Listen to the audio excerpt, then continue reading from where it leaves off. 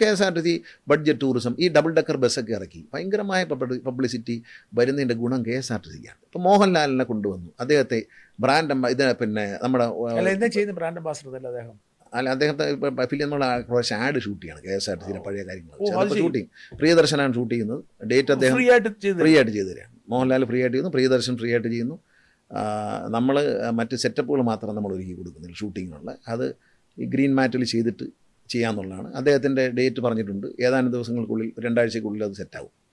അതൊക്കെ ഞാൻ പേഴ്സണലായിട്ട് ചോദിച്ചപ്പോൾ എന്നോട് പറഞ്ഞു, ബ്രാൻഡ് അംബാസഡറല്ല, പണം വാങ്ങിക്കൊണ്ടല്ല, ഒരു ഗുഡ് വിൽ അംബാസഡറായിട്ട് അദ്ദേഹം KSRTCയുടെ പഴയ കാര്യങ്ങളൊക്കെ പറഞ്ഞ് പ്രിയദർശനാണ് ഷൂട്ട് ചെയ്യുന്നത്. അദ്ദേഹത്തിന് പൈസയൊന്നും കൊടുക്കുന്നില്ല, അദ്ദേഹത്തിൻ്റെ സ്റ്റുഡിയോ തന്നെ അദ്ദേഹം ചെയ്തു തരാണ് നമുക്ക്. അത് എന്നോടുള്ള ഒരു ഫ്രണ്ട്ഷിപ്പിൻ്റെ പുറത്ത് ചെയ്യുന്നതാണ്, അല്ലാതെ ചെയ്യുന്നതല്ല.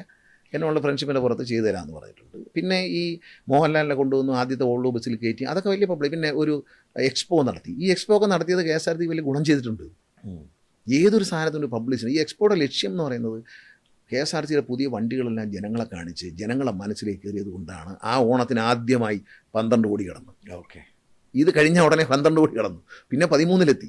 അല്ലെ, നമ്മൾ 10 കഴിഞ്ഞ് 11-ലേക്ക് പോകുമെന്ന് വിചാരിച്ചു, പിന്നെ 13-ലേക്കാണ് പോയത്, 12 തൊട്ടില്ല. അപ്പം ആ ഒരു പബ്ലിസിറ്റി, കാരണം ഇത് നശിച്ചു കിടന്ന സ്ഥാപനമല്ല, ഇത് നന്നായി എന്ന് ജനങ്ങളെ ബോധ്യം.